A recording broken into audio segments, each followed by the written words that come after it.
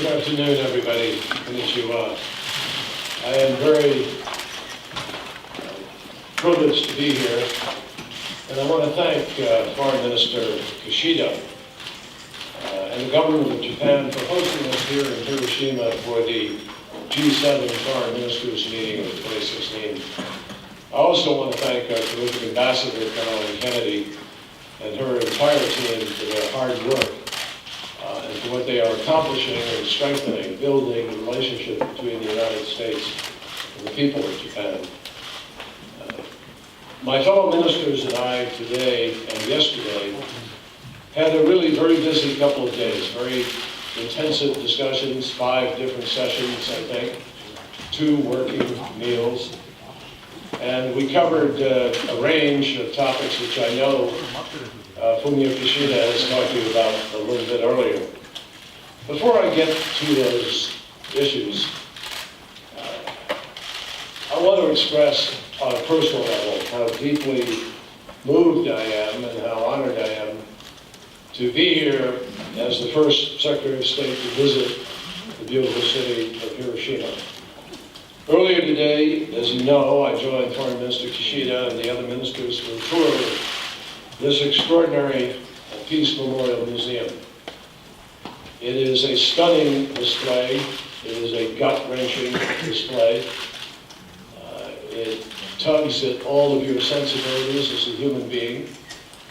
It reminds everybody of the extraordinary complexity of choices of war and what war does to people, to communities, countries, to the world. This was a display that I will personally never forget.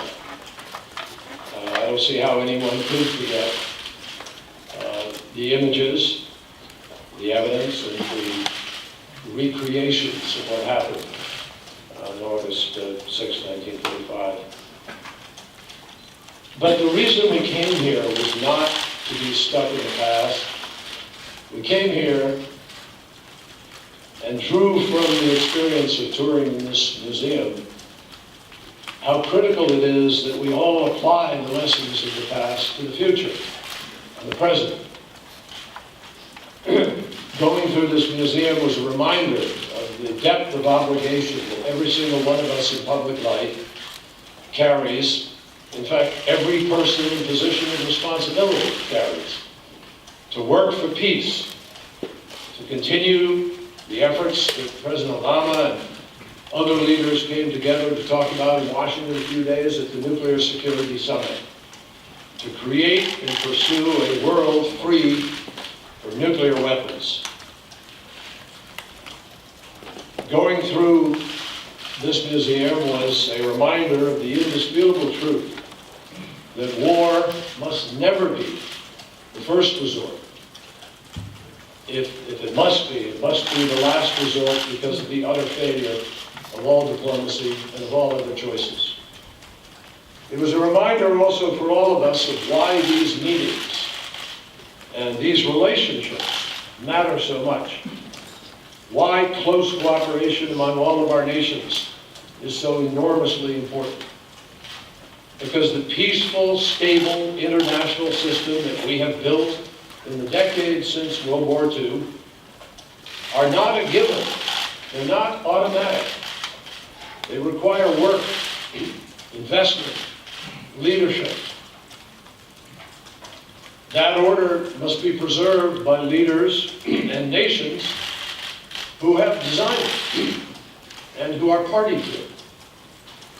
And every one of us understands the wisdom and the hard work required to ensure that a global conflagration never erupts again. After touring the museum, we had the pleasure of walking over to the Peace Memorial Park and through the gathering of children along the way with their flags. And standing there in the serenity of that place and going over to the dome and the building that still stands, you simply can't help but recognize that Hiroshima's legacy is one of rebirth and resilience. It is a tribute to the human spirit. In the years following the war, the people of Hiroshima and Japan have built a country that has become a powerful and important global partner in contributing to the eradication of disease, to the end of conflict, to the avoidance of war. And much like Hiroshima has transformed into the stunning metropolis that we see today, the relationship between the United States and Japan has also undergone a remarkable transformation. Today, we are not just friends, but we are steadfast allies. And over the years, the United States and Japan have built a partnership that serves as the cornerstone of peace and prosperity in the Asia-Pacific region. And together, we work closely to promote shared values and broad interests of our two people. I want you to know that the United States is very grateful for the active leadership that Japan has shown through the G7 presidency. And over the past 2 days, we discussed the path forward on a long list of global challenges, including, of course, nuclear non-proliferation, which means we talked at some length about the DPRK and the challenge of the nuclear program there. Every one of us expressed our concern about the North Korean provocative behavior in recent months. And together, we issue a call on the DPRK to refrain from actions and rhetoric that further raises the tensions of the region, and instead to take the necessary concrete steps towards fulfilling its international commitments and obligations. We also discussed the global threat that is posed by Daesh. I was in Baghdad on Friday, and I updated my fellow ministers yesterday actually, on the productive meetings that I had with Prime Minister Abadi and other Iraqi leaders. All of the G7 nations remain absolutely steadfast and united in their commitment. I would call it a resolute commitment, strong commitment, to degrade and destroy Daesh through our global coalition. And we each committed to using all of the tools that are available to us in order to confront this scourge. And we all agreed we are making progress. We'd like to go faster, but we feel confident that over a period of time, as we said in the very beginning and as we repeat again today, we will defeat Daesh. We also know that an important part of defeating Daesh is helping to bring about a genuine political transition in Syria that ends the civil war there. Yesterday evening, I had a conversation with Foreign Minister Lavrov in which we talked about how to make certain in these next days that every extra effort possible is being made to sustain the cessation of hostilities, to work to define which fighting group is where, and to make sure that we are concentrating our efforts against Daesh and Nusra, and to try to work hard also to deliver the humanitarian assistance. We have a team working in Geneva and a team working in Amman on a daily basis in order to try to carry out that mission. And we agreed to redouble our efforts to make certain that we do.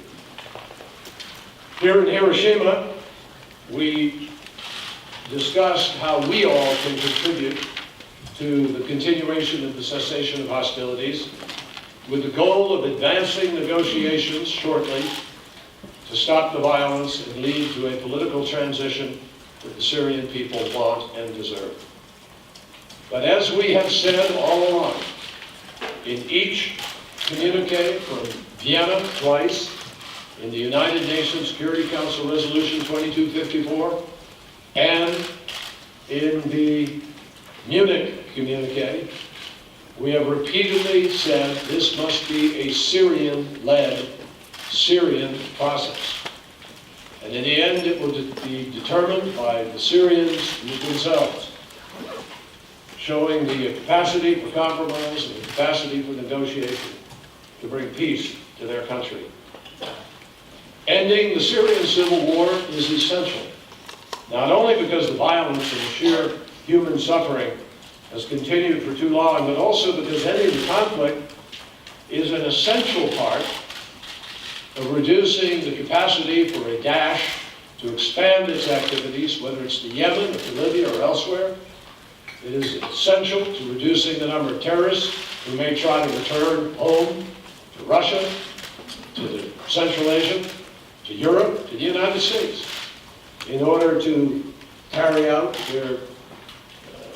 their killer instincts in other environments.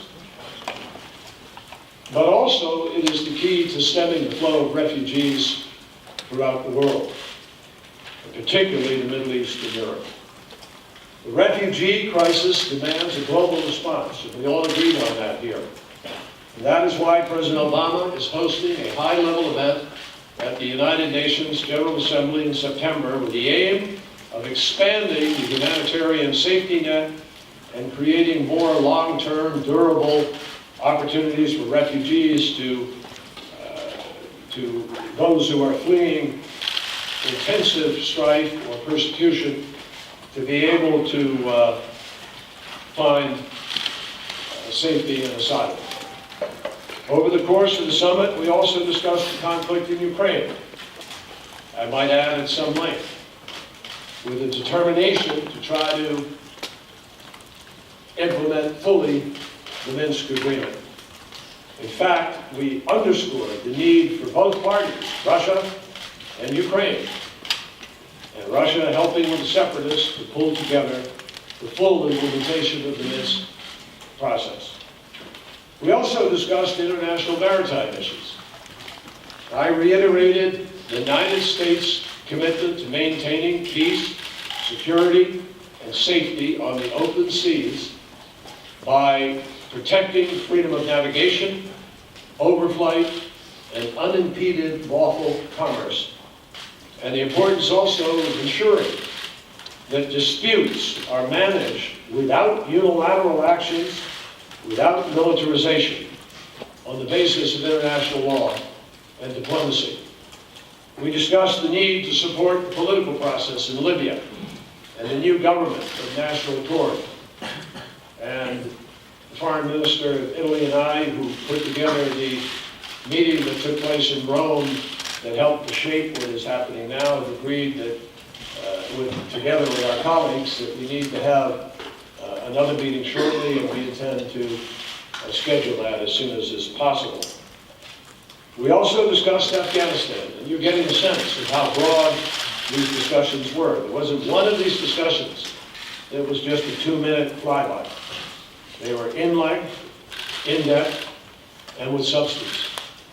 And with respect to Afghanistan, where I traveled just before I came to Hiroshima, we discussed how essential it is that the international community in Warsaw, at the summit of NATO, and then later in Brussels, we come together in order to support President Ghani and Chief Executive Officer Abdullah and the unity government in their efforts to stabilize the country and bring the Afghan people the peace and security that they are so desperately seeking. Our ministerial did cover a number of other critical issues as well, from cybersecurity to climate change. But I want to make sure that I have some time to answer your questions, obviously. So let me just underscore this. In every one of our sessions, we all noted the critical need for G7 engagement. We all noted the value of the G7 engagement. And we also noted how much stronger we are when we can speak with one voice.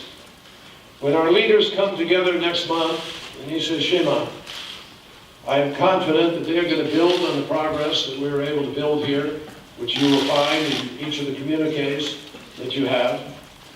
And they will also continue to commit to take our nations down a path towards a safer, more secure future for our fellow citizens, and I think for generations to come. So I thank you very, very much, and I'm happy now to take a few questions. First question today will come from Sushi over there. Asahi Shimbun.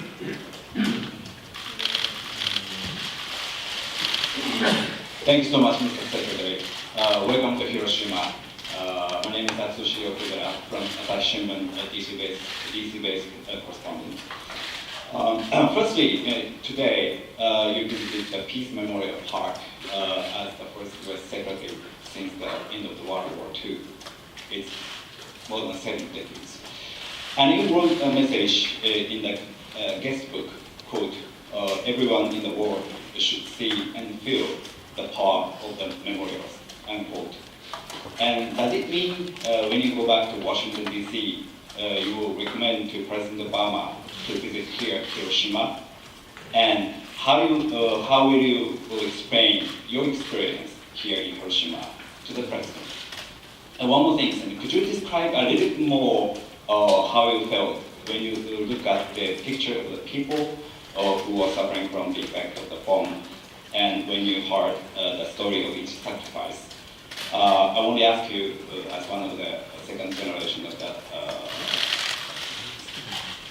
survivor of the atomic bomb, as the world nuclear power and the only nation which used the atomic bomb, what message exactly do you want to deliver to the people in Hiroshima and the world, particularly including to the survivor to the atomic bomb? Thank you so much.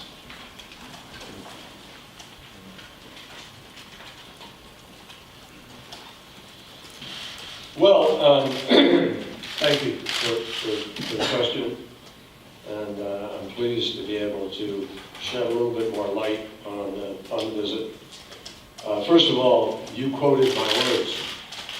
Everyone should visit Hiroshima, and everyone means everyone.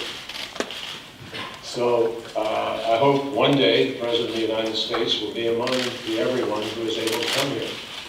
Whether or not he can come as president or I don't know. That is subject to a very, very full and complicated schedule that the President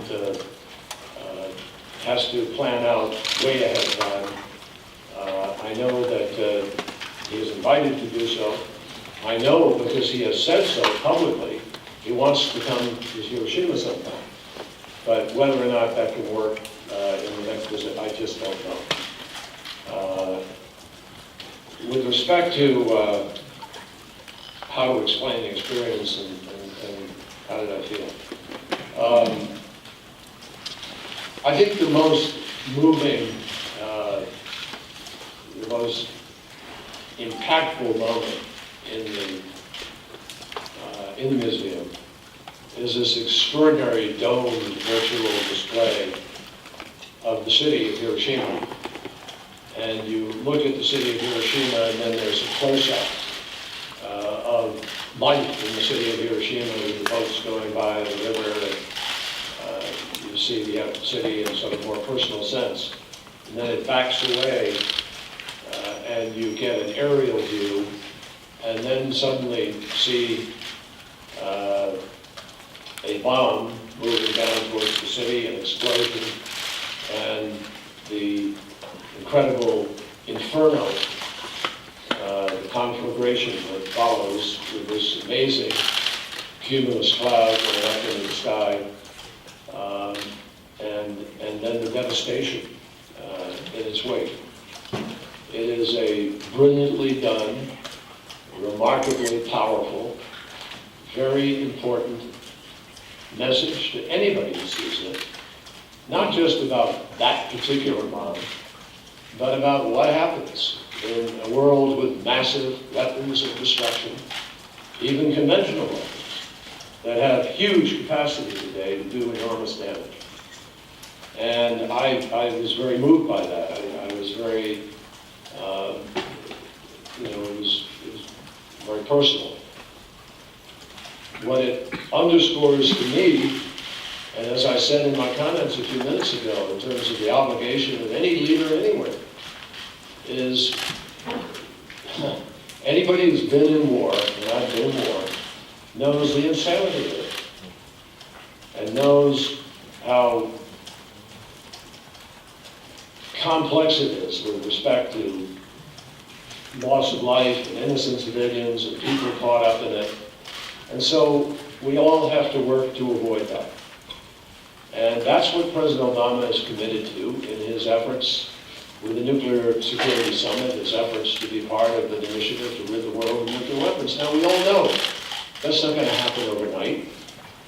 It's complicated. You have to find a way to resolve conflicts. You have to change behavior. You can't just wipe away deterrence overnight. You have to do a lot of things, which is why one of the first steps we want to pursue is the fissile material prohibition. And there are a number of other steps, and it will take time to build the capacity to get there. But what this museum and the events here remind us is we have to get there. We have an obligation to work to get there. And we're making some progress. That is why something like the actions of Kim Jong-un in North Korea stand out as such an aberration against the direction that the world wants to go. And I'll jump ahead of any question that one of you might ask. It is also why any suggestion by any candidate for high public office that we should be building more weapons and giving them to a country like Korea or Japan are absurd on their face and run counter to everything that every president, Republican or Democrat alike, has tried to achieve ever since World War II. So those are the emotions that came to me in the course of this, and more, and many more. That's why I wrote that every person should be able to see that this memorial and other memorials of war, because they bring home to people the importance of diplomacy, the importance of engagement, the importance of trying to work through these issues in a better way. And I come away from here absolutely re-energized and recommitted and dedicated to help find that better way. The next question comes from Naoya Yoshino from Nikkei.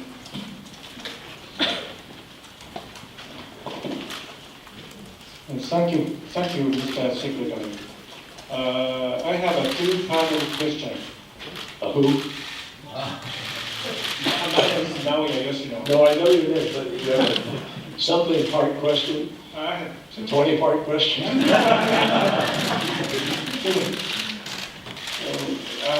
The first question, what are your impressions of visiting the Hiroshima Peace Memorial Museum as a first-time cabinet member of the U.S. administration? Secondly, what is the likelihood of President Obama visiting Hiroshima? I think both of those I answered. Okay. So we're two down. Yeah. One to go. What is the percentage? Is it higher than 50% or less? I wish I could give you a percentage. I can't give you a percentage. Not because I won't. I don't know. But I promise you, when I get back to Washington Tuesday night, and I see the president this week, I will certainly convey to him what I saw here and how important it is at some point to try to get it. You can be assured of that. Okay? Thank you. I'll tell you, I've never seen 3 questions go faster. Thank you. Our next question comes from Elise Levitt from CNN.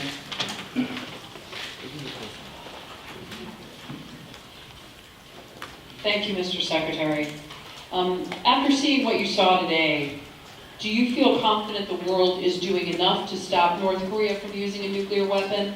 Or do you think a new, tougher approach is needed now that you have seen, have a better understanding of the real world consequences of death and destruction? And given North Korea's repeated nuclear tests and destabilizing behavior, do you think the prospect of a world without nuclear weapons is becoming more distant? Thank you. What was the second part of that finalist? The second part of that, Elise, was do I think?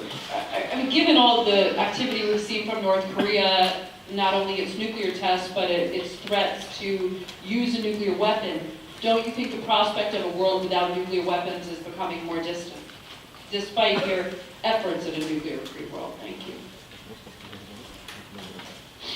So with respect to the first, with all due respect, I didn't need to come here to, quote, better understand the real-world impact of war.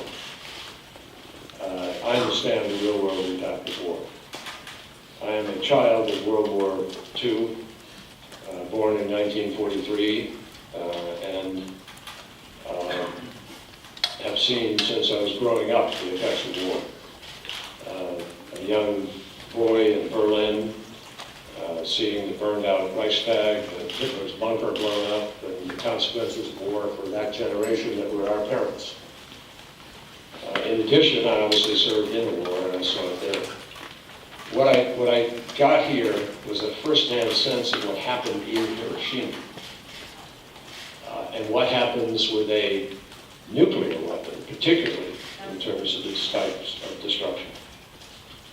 But I've also seen that because when I served in the United States Navy, I went to nuclear, chemical, biological warfare school, and for better or worse, I learned a lot about flow rates of nuclear weapons and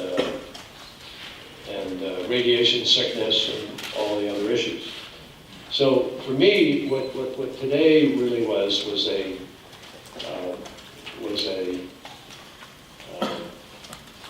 moment of connecting to this place and to the feelings of the Japanese people and the terrible events of that day in a very personal and special way. And of course, whenever you see the first-hand effects of a terrible moment in the war, I think it reinforces in someone the reasons why we have to try to avoid that.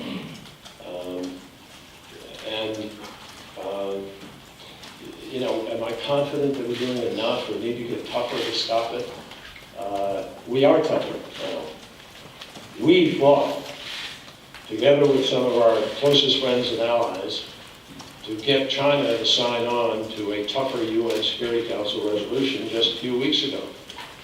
And we now have stronger sanctions in place against DPRK. In addition to that, we have moved to discussions about the potential deployment of THAAD, which is a defensive system, as well as other steps that we are engaged in with respect to North Korea. So we're on a path that is constantly ratcheting up and toughening as their behavior grows more threatening and as they don't heed the prior steps that have been taken. I think China has determined that it is now going to implement, I mean, we're just in the beginning stages of this implementation, and that's going to have a greater impact on, I think, the North. Now, we are also talking about what else we can do. But my sense is that there is a united five-party members of the six-party talks who are absolutely determined to keep the pressure on them, but to do so in a way that hopefully brings people back to the table rather than spills over in a way that gets more dangerous rather than less. So I think we're on track, though I would like to see a few measures that we weren't able to get into the resolution yet implemented over the course perhaps of the next months, depending on what actions the North decides to take. So it is still possible that we will ratchet up even more depending on the actions of the DPRK. We are prepared to get back to talks. We have made it clear that we are prepared to negotiate a peace treaty on the peninsula. We are prepared to negotiate a non-aggression agreement. We're prepared to actually provide economic assistance and welcome the North back to the community of nations. We're prepared to provide aid, and we're prepared to work with our colleagues on development, the long-term future, We're prepared to work with South Korea on the concept of reunification, if that's what they want. Depends on the North making the denuclearization, which is the agreed-upon policy of China, the United States, Japan, Korea, Russia. And we are waiting for that opportunity, obviously, to have a real negotiation. With respect to the nuclear threat overall, and does what's happening in North Korea mean that we're more distant? No, I don't believe that in the least. No, profoundly no. We are prepared to negotiate with Russia for a further reduction in nuclear weapons after we have ratified, we did ratify the START agreement. I led that effort on the floor of the Senate. So we are now at, the level of about, 1,500 or so. And that is a far cry from where we were in the days of President Reagan and Gorbachev, when there were 50,000 nuclear warheads in each hands, pointed at each other. So we've gone from 50,000 to 1,500 or so, and we're prepared to move even further down and have embraced the concept of a world without these weapons. We've just negotiated an agreement with Iran that gave up its path towards a nuclear weapon in a verifiable, transparent way that we will now have an IAEA able to certify each day, every week, all through the life of this agreement. And we have had a number of other nations, I think it's about 13 or so, have given up fissionable material, and we've reduced the number of people who have enriched materials lying around, and we have increased the number of countries that are participating in the nuclear threat reduction process and opening themselves up to greater, better practices for accountability for any medical radiation material and so forth. So there's an enormous amount that is happening now. North Korea remains the single one hard spot with respect to that policy, but as I just said to you, we have toughened up and ratcheted up the sanctions with respect to North Korea, and it is very much at the top of our priority list with respect to this endeavor. So I think we're moving in the right direction, notwithstanding North Korea. And my hope is that together with China particularly, because China obviously has such an important connection to North Korea, it's the supplier of all of their fuel for trucks, planes, cars. It's a supplier of food. It's their banking connection to the world. China has an enormous ability to send a message to and have an impact on North Korea. And China, we are pleased, joined us in doing some things that have an impact on China and its economy. And we have to go step by step and continue to build as we go forward, and that's what we're going to do. Our final question today comes from Masakatsu Oda from Kyoto News. Thank you very much, Mr. Secretary. Thank you for your precious time, and also I just want to repeat my gratitude to your visit to this special place. Thank you very much again.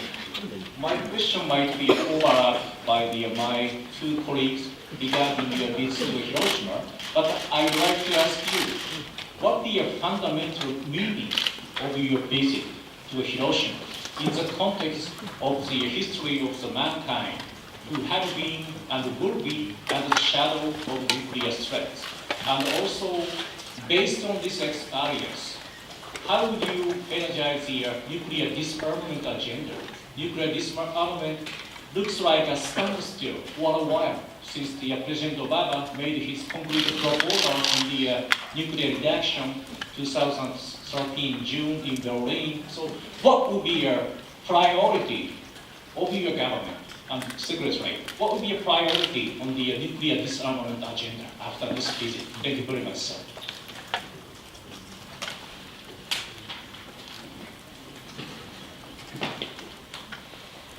Thank you. Very, very good question, and I'm very happy to answer it. In terms of the meaning, I'll just build out a little bit in terms of the substance. Apart from the emotional and obviously personal components of what I've already spoken to, the reason I thought that it was particularly important to come to not just that Fumio Kishida and I work together and are friends, and this is his home community, and we have a G7 meeting here, but because we are engaged in this effort to try to reduce the threat of nuclear weapons. And because we are, importantly, trying to remind people of the power of reconciliation, the power of people who were once enemies, who were at war, being able to come together, find the common ground, build strong democracies, build alliances, and do important things that have a positive impact on people in the rest of the world. That's what we're showcasing here.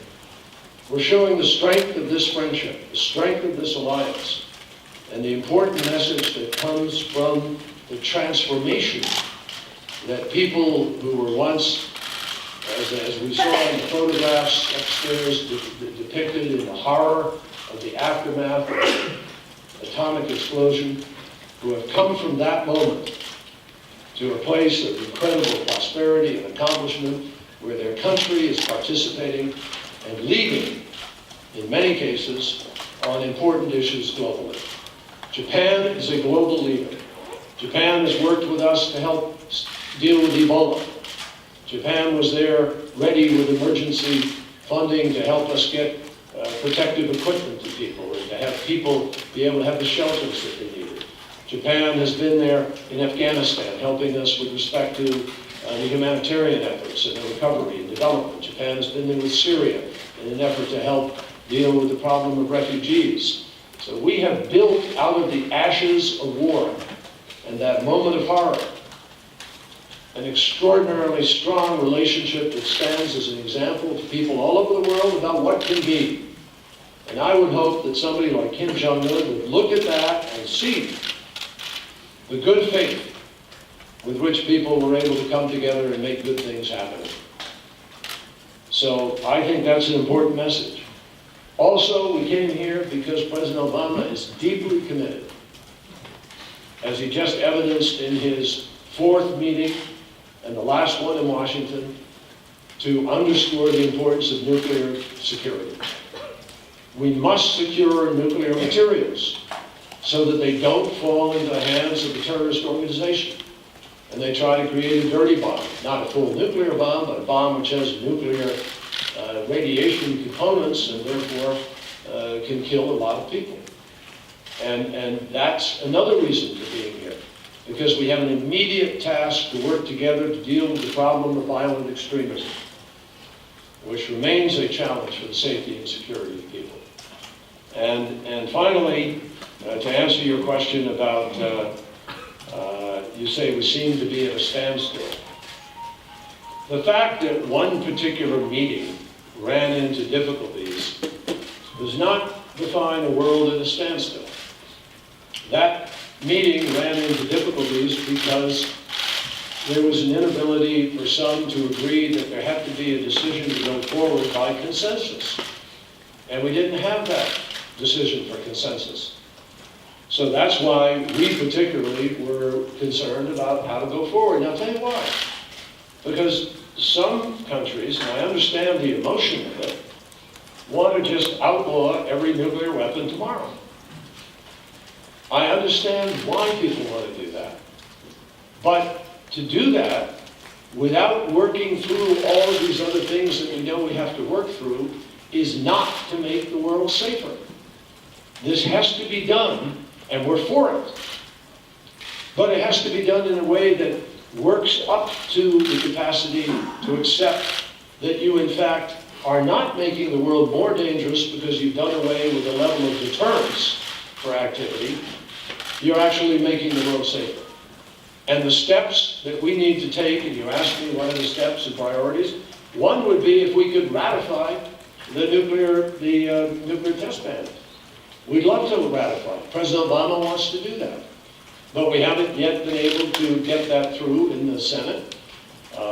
And there are many people who need to learn more about how modern technology has given us the ability to determine the strength of our deterrence without engaging in a fissionable action. where you actually have nuclear fusion that winds up with an explosion. We don't want to do that, and we haven't done that since 1992. Now technology allows you to test the materials, the physical materiality of nuclear materials in a way that allows you to determine the soundness and safety of your stockpile in your deterrence program, which is very important. But we also want to get rid of fissionable material.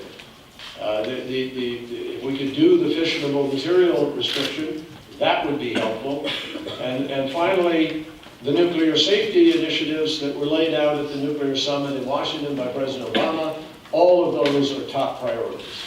So those are clear priorities, each of which, if we achieve them, would be a step towards the ability to begin to change the way people think about conflict, weapons, and the dangers that we face. So we have a lot of priorities. I think the world is moving in the right direction. Notice of the 200 plus nations, they're just one or two state actors who behave badly, and the rest of the world is arrayed against them.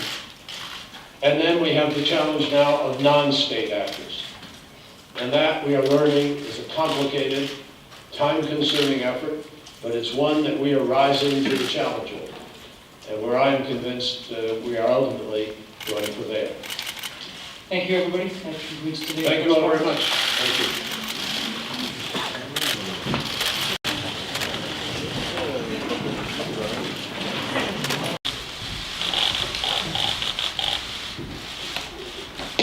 Good afternoon, everybody. Konnichiwa. I am very hard work for what they are accomplishing and strengthening, building a relationship between the United States. It is a stunning display. It is a gut-wrenching display. Countries to the world. This was a display that of what happened on August 6, 1945.